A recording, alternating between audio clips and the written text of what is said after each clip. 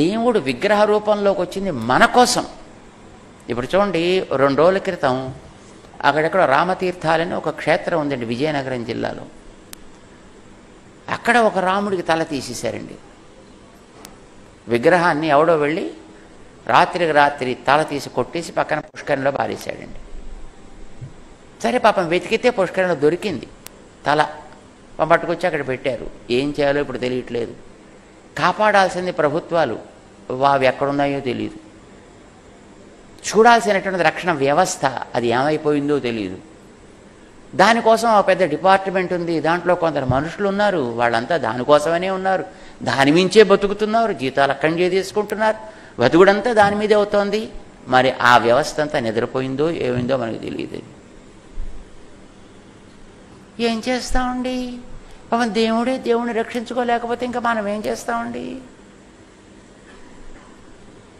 అంటారు మాట అనడానికి, కానీ నిజానికి వాస్తవం అది కాదండి. దేవుడు ఆ విగ్రహ రూపంలోకి ఎందుకు వచ్చాడంటే, కదులుతూ వస్తే కదిలి వెళ్ళిపోయే స్థితి ప్రతి ప్రాణికి ఉంటుంది కదా. పుట్టిన ప్రతిదీ వెళ్ళక తప్పదు కదా. కదిలే ప్రతి ప్రాణి పోతూ ఉంటుంది కనుక విగ్రహ రూపంలో కదలకుండా ఉండేట్టుగా మన మధ్యకు వస్తే శాశ్వతంగా స్థిరంగా మన మధ్య ఉండొచ్చును. మన మధ్య ఉండాలని కోరుకుంటాం మన అవసరాలు తీర్చడానికి. వస్తాడాయన. మరి మన కోసం వచ్చిన వాడిని కాపాడుకునే బాధ్యత ఎవరిదండి? ఏమంటే మీ ఇంటికి మీరు రబ్బని ఇన్వైట్ చేస్తే ఒక అతిథి వచ్చాడు అనుకోండి, అతడికి సక్రమంగా ఉండేట్టు చూసుకునే బాధ్యత ఎవరిది? ఏదో మన బతుకు ఎలా ఉందంటే, ఏదో మా ఇంటికి వస్తే నువ్వేం తెస్తావు, మీ ఇంటికి వస్తే నాకేమి ఇస్తావు అన్నట్టుగాను. ఏది చేసినా నాకే.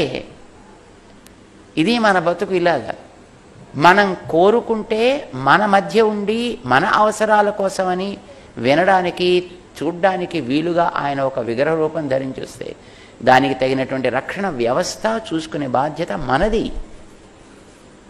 ఆయనది కాదండి. అది ఆయన ఇక్కడ కాకపోతే ఎక్కడైనా ఉంటాడండి. ఆయనకేముంది? ఆయన అంతటా ఉండేవాడు, శాంతాకారం విశ్వాకారం. ఆయన అయితే ఆయనకి ఒకచోటే ఉండాలి నియమేమిటి? వచ్చింది మన కోసం కనుక దాన్ని సవ్యంగా చూసుకునే బాధ్యత కూడా మనదే. ఎవరు తీసుకుంటే వాళ్ళదండి ఆ బాధ్యత. అది చూడలేకపోతే వాడు తన బాధ్యతని విస్మరించాడు అని అర్థం. అలాంటి వాడు దండనీయుడు, దండించడానికి తగిన వాడైనా వాడిని మనం దండించాలని అర్థం అండి. ఆయన వచ్చింది మన కోసం విగ్రహ రూపంగా. మాట్లాడటలేదు, కదలటలేదు అంటే, మాట్లాడితే కదిలితే నువ్వు భయపడతావు కనుక మాట్లాడకుండా కదలకుండా ఉంటాడు. నీకే దాని మీద శ్రద్ధ లేకపోతే మరి ఆయన ఏం చేస్తాడైనా? అంచేత ఆయనకి చేతకాక కాదు, ఆయన అవసరమైతే చేసుకోగలడు. కానీ నీ శ్రద్ధ ఎంత ఉందో ముందర నీకు తెలియాలి. నీతో పాటు ఉండేటటువంటి నీ చుట్టూ సమాజపు శ్రద్ధ ఎంతో కూడా నీకు తెలియాలి. నీకు వద్దని అనుకుంటావు అనుకో, వద్దనుకున్నట్టు దాన్ని ముట్టుకోకుండా దూరంగా కూర్చో. దాన్ని నేను పట్టుకుంటానని దాన్ని పాడు చేసే ప్రయత్నం చేయకూడదు. ఇది తెలియాలి. అందుకు ఆయన ఆలయంలో విగ్రహంగా వచ్చి ఉంటాడండి. మన కోసం ఉంటాడు ఆయన. బాధ్యతగా జాగ్రత్తగా ఆయన కాపాడుకో, రక్షించుకో. అది నీకు మంచిది, సమాజానికి మంచిది. ఇలా ఉండేటటువంటి స్వరూపం భగవంతుడిది. అంతటా ఉండే నారాయణుడికి పేరు పరము అని పేరు.